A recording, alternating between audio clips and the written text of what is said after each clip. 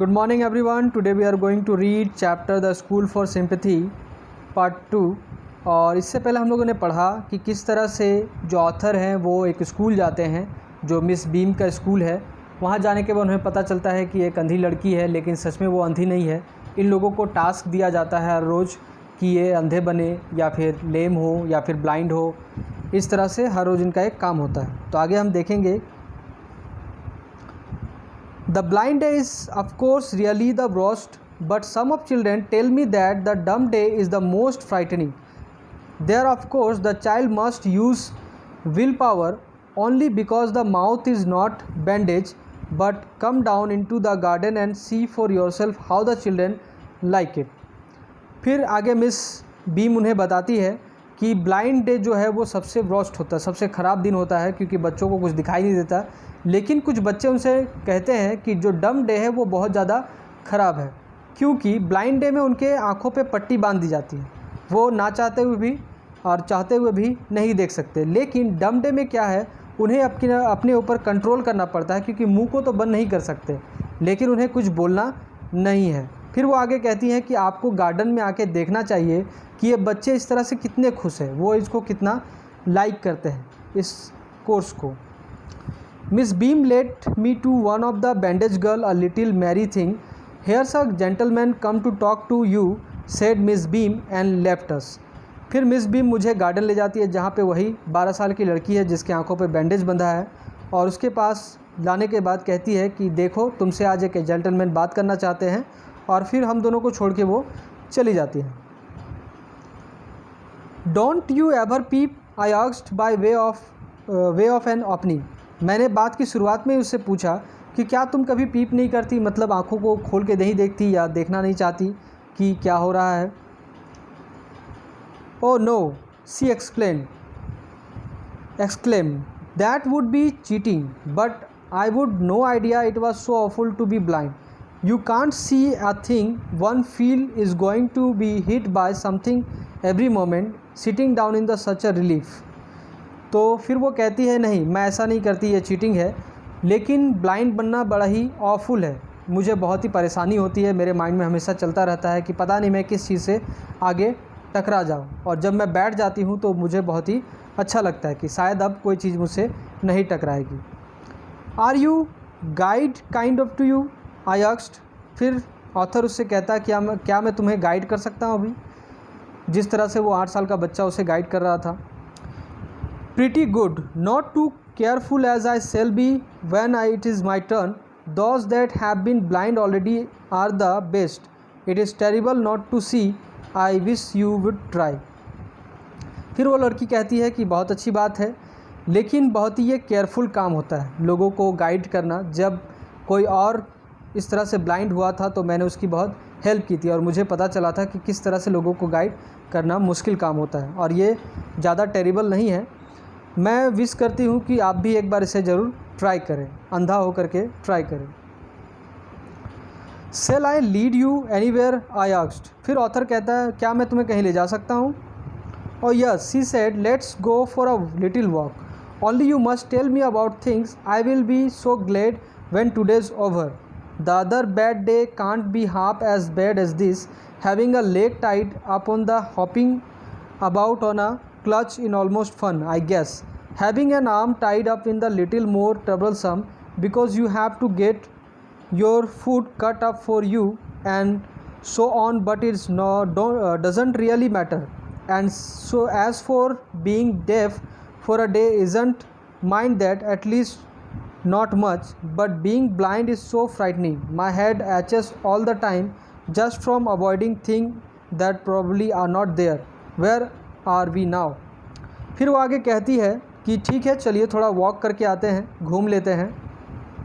फिर उसे बताती है कि आप बस चीज़ों को मुझे बताते रहिए और मैं उन सब चीज़ों को सुन के बहुत खुश हो जाऊंगी, और आज का दिन जब ख़त्म हो जाएगा तो मुझे बहुत ज़्यादा खुशी होगी, लेकिन कल मुझे लेम डे है मेरा, और मेरे एक टांग को बांध दिया जाएगा और मुझे एक क्लच के ऊपर सहारे के साथ उसे चलना पड़ेगा, और ये बहुत ही फ़नी होगा।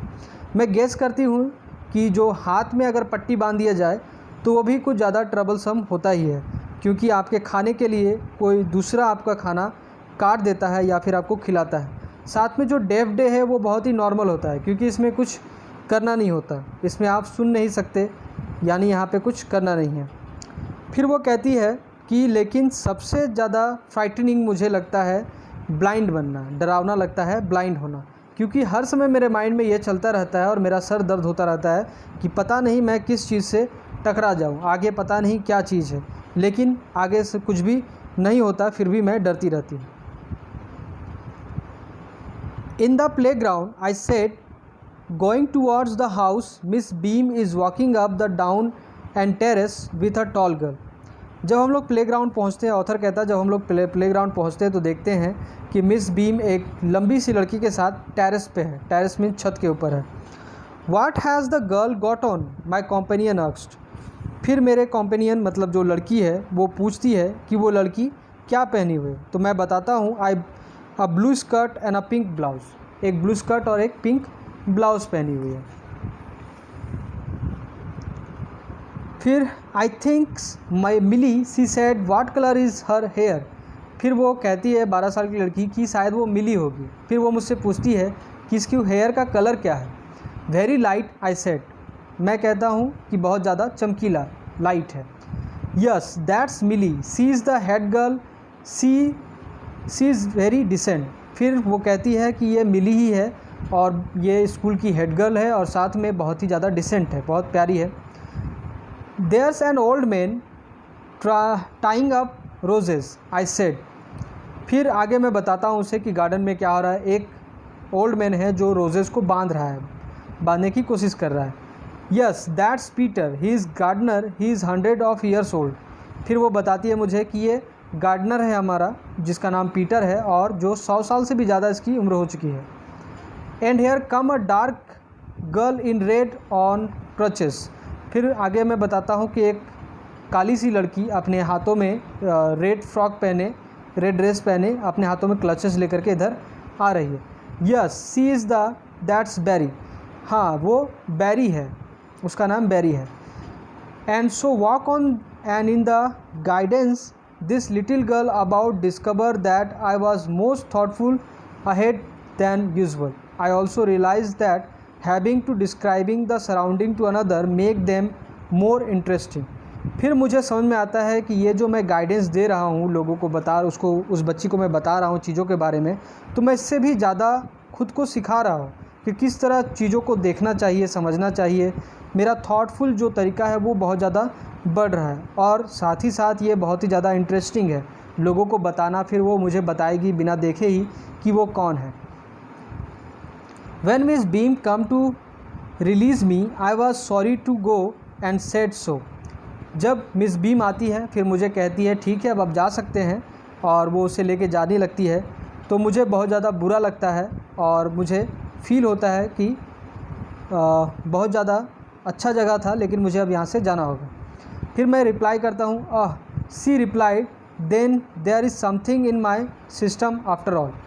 फिर वो कहती है कि ठीक है यहाँ पे बहुत कुछ है, आप मतलब बाद में भी आ सकते हैं और यहाँ पे देख सकते हैं।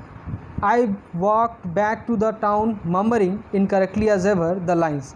फिर मैं बड़बड़ाते हुए अपने देश के तरफ, अपने गांव के तरफ, अपने शहर के तरफ लौट जाता हूँ और यहाँ पे ये पोएम है। Can I see another's who and not share their sorrow too, oh no never can I be it be, never never can it B.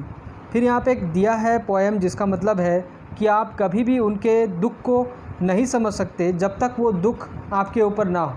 मतलब अगर कोई ब्लाइंड है तो आप उसके दुख को नहीं समझ सकते जब तक आप खुद से ब्लाइंड ना हो जाए। यहाँ पे इस पोएम का यही मतलब है। By E V Lucas. Thank you so much.